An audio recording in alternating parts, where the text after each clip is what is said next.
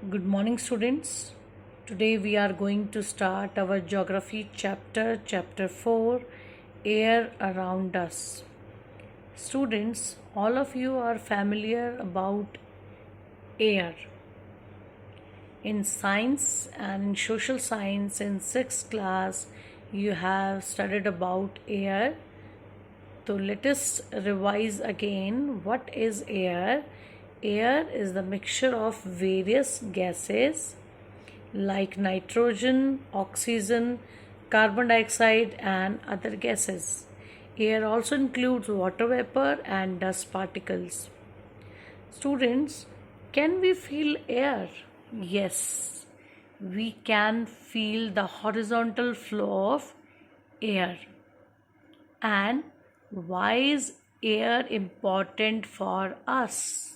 Students, we can live without food for a couple of days. We can live without water for a couple of days, but we cannot live without air even a single minute. That is why air is very important for all the living beings for their survival. Okay. Now, where is the air? Air is in the atmosphere which surrounds the अर्थ. अर्थ के चारों तरफ एक blanket की form में है atmosphere. Atmosphere के अंदर क्या है? Air. And air is the mixture of various gases. अगर हम बात करें कि 4600 मिलियन ईयर एगो पहले अर्थ का जो एटमॉस्फेयर था वो कैसा था और आज का एटमॉस्फेयर कैसा है, तो we find a lot of changes in the atmosphere because atmosphere is dynamic in nature, जिसमें लगातार changes होते रहते हैं. ओके कभी टेम्परेचर बहुत, आज से अगर हम 10 साल पहले की बात करें तो टेम्परेचर बहुत ज़्यादा डाउन था आज के कंपैरिजन में. Okay so earth is a unique planet because of the atmosphere. Without atmosphere, Earth is a frozen or you can say that a lifeless planet like the other. दूसरे planets की तरह अर्थ भी lifeless हो जाएगा अगर उस पर एटमॉस्फेयर नहीं होगा. तीन ही चीज़ें हैं which make Earth a unique planet: moderate heat and light, water and air, means mixture of various gases. Okay students, let us start. In this chapter we will discuss about the 4 layers of atmosphere, and we have the 4 layers of atmosphere. First is troposphere, second stratosphere, third mesosphere, and fourth thermosphere. So let us start with the first layer, troposphere, with the help of this diagram. Okay, first layer, troposphere. The main features of troposphere are: first, this layer is the densest layer of the atmosphere. सबसे ज़्यादा dense layer है ये. Dense क्यों है? Because all the weather changes occur on this layer. इस layer पे सारे weather changes होते हैं. जितने भी वाटर वेपर्स हैं, डस्ट पार्टिकल्स हैं, वो सब इस लेयर पर जमा हो जाते हैं due to the gravity of the earth. हम अर्थ के ऊपर रहते हैं और ऊपर रहने की वजह से यहाँ पे ग्रेविटी का इम्पैक्ट है. इस लेयर पे जो आसमान आपको दिखाई देता है वो यही लेयर है, ट्रोपोस्फेयर. ठीक है, ग्रेविटी के कारण जितने भी वाटर वेपर्स हैं, डस्ट पार्टिकल है, सारे ऊपर होते हैं. And water vapours form the clouds. ये क्लाउड्स बन जाते हैं और उसके बाद इसी लेयर पर बारिश होती है. इसी पे आपके माउंटेन्स हैं, सब कुछ इसी पे है. जो भी इन्वायरमेंट है सारा इसी लेयर पर है. Okay, troposphere. अब क्या होता है कि अगर हम अर्थ से ट्रोपोस्फेयर लेयर में 165 मीटर ऊपर की तरफ जाते हैं तो 1 सेंटीग्रेड टेम्परेचर जो है वो गिर जाता है. That is why the temperature is low on the mountains.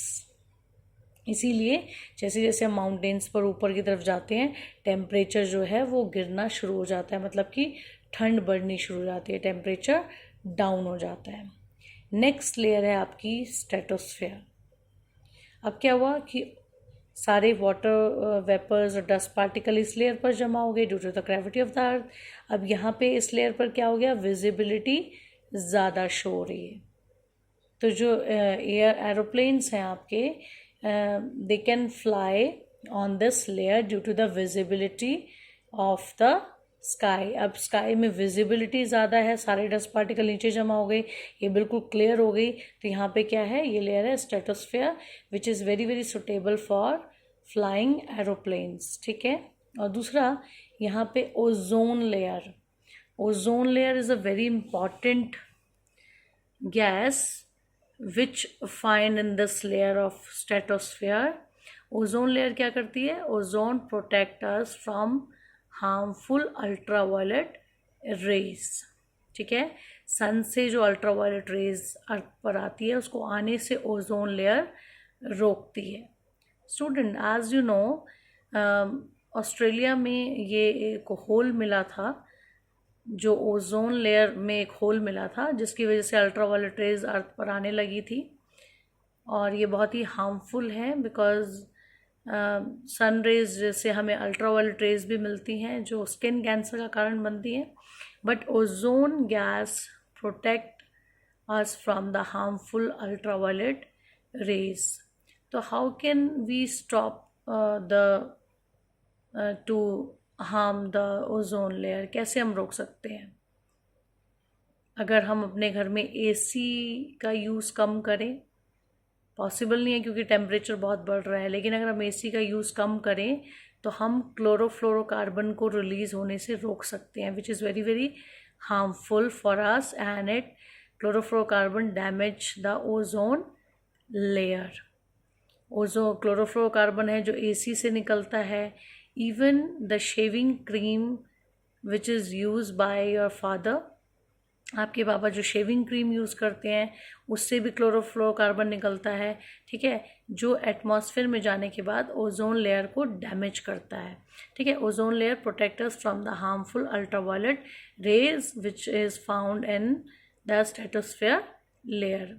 Students, I hope you have understood the two layers, troposphere and stratosphere.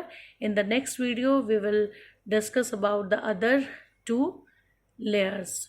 I hope you have understood the basic introduction of the chapter Air Around Us. Okay, after listening this video, you will read the topic with the help of your book. Thank you, student. Have a nice day.